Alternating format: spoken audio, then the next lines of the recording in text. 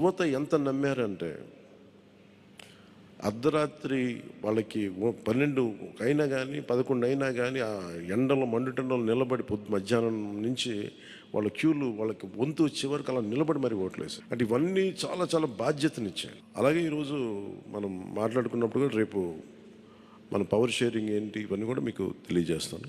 ఇది మన ప్రతి ఒక్కరికి నా ఉద్దేశం మనందరం అందుబాటులో ఉండాలి.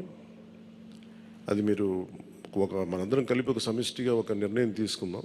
ఒక కమిటీగా ఏర్పడి ఎన్ని రోజుల్లో మనం నియోజకవర్గంలో అందుబాటులో ఉండాలి, అలాగే ప్రభుత్వానికి సంబంధించి సమస్యలకు సంబంధించి ప్రజలకి ఎంతంత ఏ అవసరాలు ఉంటే మనం ఎలా అనుసంధానం చేసుకోవాలి మిగతా మన ఎన్డీఏ పార్ట్నర్స్ తోటి.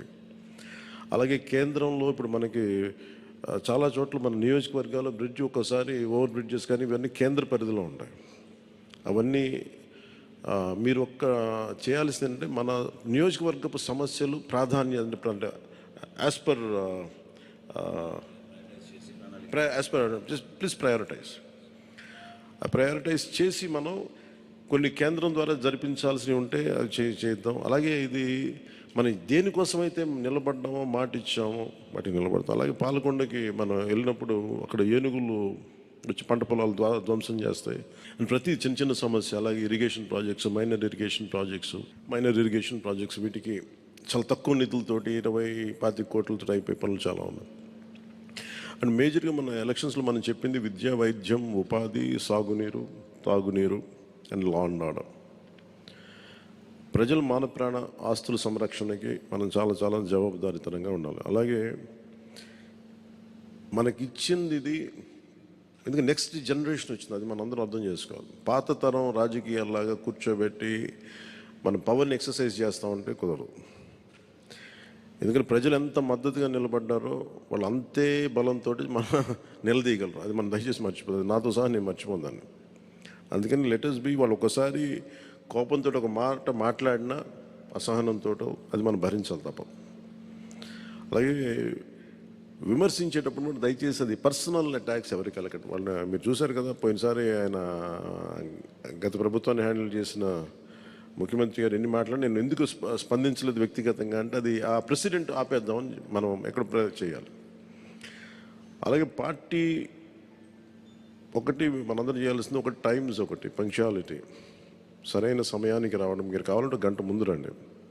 నైట్ 1:30, 2:30 అని పడుకునేటప్పటికి. ఎందుకంటే ఇది మనం 5 సంవత్సరాల కాలాన్ని ఎంత సద్వినియోగం చేసుకోగలం దాని మీద ఆధారపడి ఉంటుంది భవిష్యత్తు. దయచేసి మనందరం నియమావళిని పాటిద్దాం. కొంత మనలో కూడా మనం వన్స్ ఇన్ ఎ వైల్ మనందరం కూర్చొని మేబీ ఓవర్ లంచ్, ఒక ఈవినింగ్ ఒక చాయ్ పే చర్చ అలాగా ఏమేం చేయాలి. అలాగే మనం కూడా కొంత కలుపుగోలుతనం చూపించాలి మిగతా పార్టీలు, మన ఎన్డీఏ కానీ బీజేపీ, మన ఎన్డీఏ పార్ట్నర్స్ అందరికీ కూడా. అంటే మీరు మనం ప్రత్యేకించి మనం ఎక్స్క్లూజివ్గా ఉండకుండా అందరితో మమేకం అవ్వాలి. అట్ ద సేమ్ టైం మనం నాట్ లూజింగ్ అవర్ ఐడెంటిటీ.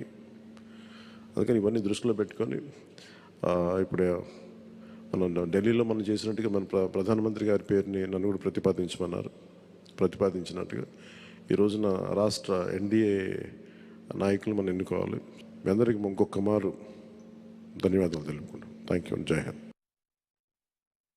అసాధ్యాన్ని సాధ్యం చేసినందుకు మనస్ఫూర్తిగా మనందరి తరఫున మరొకసారి మన పార్టీ అధ్యక్షులు పవన్ కళ్యాణ్ గారికి ధన్యవాదాలు తెలుపుకుంటూ ఈ సమావేశానికి హాజరైనట్టు మనం ఇదొక ఫార్మాలిటీ పూర్తి చేయాలి. ముందుగా నిమ్మక్క జయకృష్ణ గారు పాలకొండ, థ్యాంక్ యూ.